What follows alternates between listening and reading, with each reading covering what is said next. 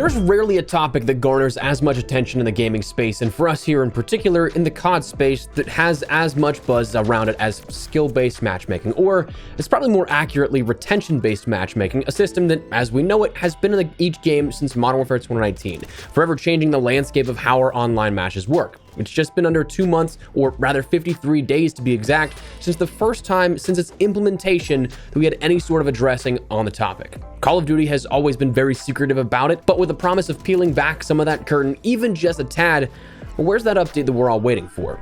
On November 30th, with the embargo of the Season 1 content for Modern Warfare 3, Warzone, and all that came along with it, it was also shared from our Q&A portion of the studio visit to Sledgehammer, the Call of Duty team's statement on said matchmaking system. It went as follows. We know there is a lot of interest in the matchmaking experience, especially around how skill contributes to how lobbies and matches are put together. Nothing is more important to us than the experience players have with the game, and matchmaking is a big part of that. We've been working on our matchmaking system for well over 10 years, and we continue to spend a ton of time and energy on improving the matchmaking process. This involves people working at our Call of Duty studios, our back-end service teams like Demonware, and other groups like our Player Insight team. It's a large effort that we've worked on for many years, and our approach combines latency, search time, and skill, along with many other factors to try and find the best match experience for you.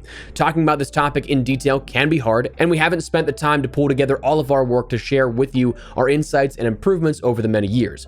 We're looking forward to doing that in the coming weeks after Season 1 launches, and we'll also make it part of our ongoing discussion with the community. Signed, the Call of Duty team. And that was the first time we had ever, in 4 years of this system being in place, seen anything mentioned about it. And for many, with a dial seemingly being turned all the way up to 11 on the matchmaking system this year, it is something that, while 4 years late, it's nice to hear at least some mention of it. And by all accounts, whether you love or hate Modern Warfare 3, I don't think that it's much a debate to say that Sledgehammer's communication and transparency this year is a night and day difference compared to what we had last year, even if that amount of communication is down from pre-launch and that launch window for Modern Warfare 3. Yes, there's absolutely not as much happening in terms of communication right now, but to me, I still think that it's more than the entirety of the communication we've had last year. From crafting a game built on feedback of the community to adding things in that seems to be based on community feedback, i.e. the amount of events, better rewards, and so on, to now tackling things and spearheading the first discussion of matchmaking that we'll have ever seen in COD's history, it's a refreshing thing to see and to think about. Refreshing until the point of, well, we still haven't seen it.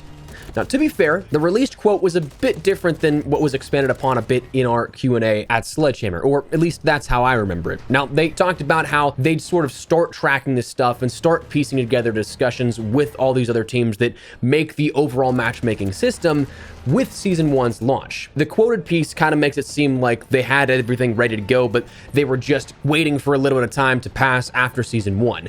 It seemed like that wasn't actually the case when we talked about this in person. So a bit of mismatch in the communication, but even if we were to start seeing them building the communications out, how to package and deliver that message, nearly 2 months is still a long time to be waiting. So when should we expect this now? And this is where it turns a bit speculative in nature, because for this, there is no actual answer or anything like that. There are some pockets of time we can maybe look towards as possibilities, but nothing guaranteed. For this, we need to set some ground rules. We're talking about an announcement that will be a big one that will get talked about in and out of the COD scene, for better or for worse. That's going to require some marketing, some time to set aside for that to have its spotlight. Previously, if you've been on the channel, you know about our dubbed Rule of Two. And no, we're not talking about the Rule of Two where there can only be a master and an apprentice set forth by Darth Bane, but instead the rule that Call of Duty operates in time windows or intervals of 2 weeks. If you've got a marketing item, let's say a seasonal launch, when do we see those things start to be marketed out? 1 week before the launch. So next week is when we're going to start seeing Season 2 content being marketed for the Call of Duty space. That's one of those 2 weeks, but in say like busier times of the year, maybe like from May to the fall periods of like October, there may very well be some overlap to promote the next thing coming. So the current game and then the next game. So if they were to have something that would be close to overlapping, let's say like a seasonal launch, you'd see at least 1 week of that being able to breathe on its own and having the sort of marketing focus before they shifted to anything else for, say, COD 2024. Same thing with vice versa. If there's a COD 2024 announcement, we're going to see promo about a week before that, and then there's going to be no content from Modern Warfare 3 that is upcoming until at least a week after that announcement has been made. And that's not just like a general observation. That's something that has been going on for over a decade at this point in how their marketing team works. So while I'd wager that this isn't going to be as large as a COD 2024 announcement or a seasonal launch or anything like that, you could probably maybe cut that in half, where they just want some smaller pocket of time that nothing's really happening, that they can focus on that message and let it sit. But it also doesn't necessarily need a build up to it. They could just drop it on some random Thursday and then just let it sit for a couple of days to a week after that. So it gives us more opportunity of when we could see that, but the problem currently is the timing and proximity to Season 2. This week, sure, it's still possible we could see something. I don't want to write the possibility of that off at all, especially given that the big stuff is now finally out of the way for Call of Duty in a production sense, where right before the holiday, they had to launch Season 1 and a new Warzone experience. Then they all went on holiday for a couple of weeks. They came back and then had to launch the Reloaded update.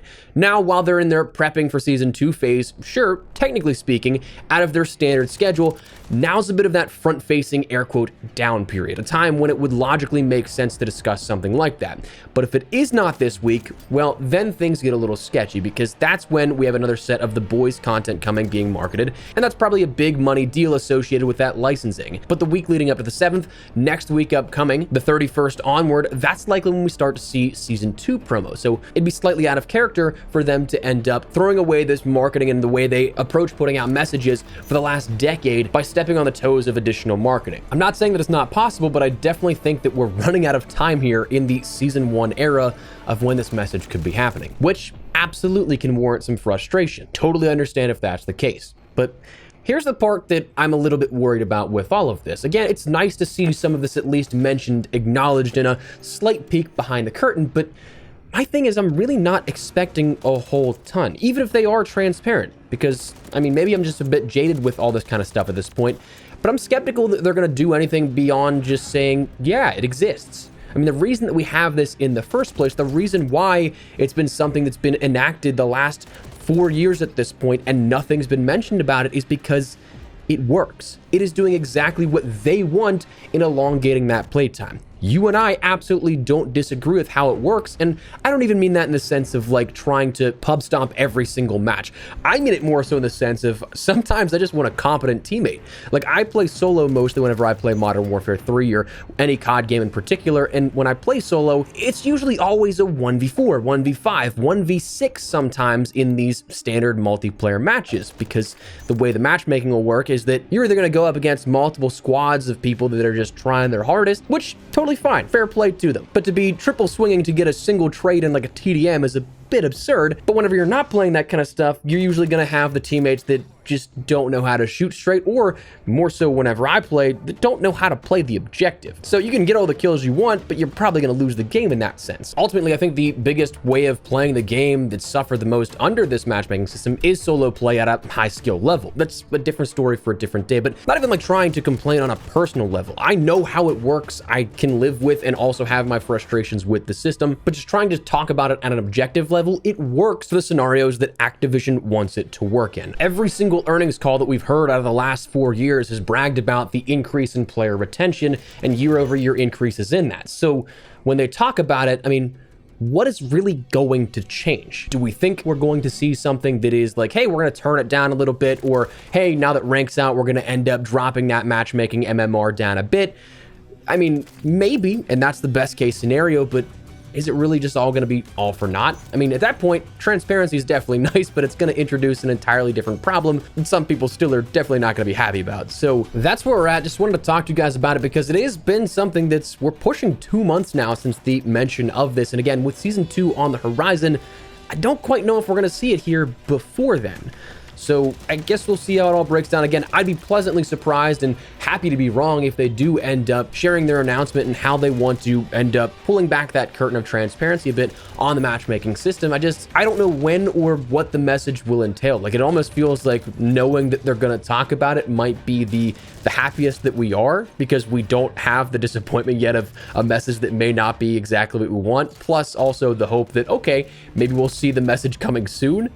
But I don't know. We'll see how it all works out, but just want to share some thoughts here on it with you guys. But that's where we're going to wrap it up. But before we do, make sure to check out my friends over at Gamer Advantage for what I firmly believe are the best blue light glasses on the market. I've worked with these guys for nearly 3 years now and still cannot recommend them enough. They're the most lightweight, comfortable, and durable frames out there, and definitely think they've helped my daily productivity. Full transparency, yes, they are a bit of an investment, but I do think that your vision is absolutely worth investing into, especially if you're like me and looking at a monitor, phone, or gaming for a good chunk of the day. So if you guys would like to learn more, at the very least, I'd recommend just checking out their website. They can better break down the science and all the specifics way better than I could, but what I can personally say is that I would highly recommend them. So if you guys want to learn more, check the link in the description below, and if you'd like to pick something up for yourself, use code Espresso for 10% off your entire order. But that is where we're going to wrap it up. Let me know your thoughts down below. Looking forward to this announcement. Do you agree with what we talked about here? Maybe disagree? Whatever the case, drop your thoughts. But if you enjoyed the video, you found it at all insightful, do me a favor and drop a like on it. And if you're new to the channel, make sure you subscribe so you don't miss a single thing regarding all things Modern Warfare 3, Warzone, X Defiant, and other FPS content we got you covered here on the channel, and I'd love to have you. Thanks so much for watching, though. I'll see you later. Take care,